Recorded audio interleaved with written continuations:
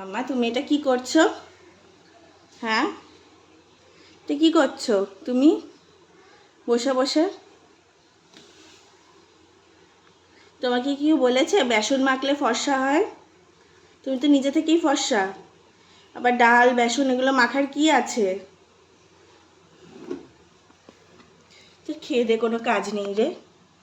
তুই এইভাবে বেসন কি করছিস? আটা মাখবি? হয়ে গেল? হয়ে গেছে? আর কিছু নষ্ট করার বাকি আছে?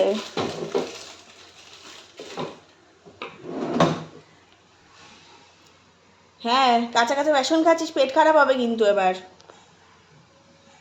ইস কি করেছিস সেগুলো, আজকে রিনা আসবে না তুই কি জানিস? ও সব এবার আমাকে করতে হবে।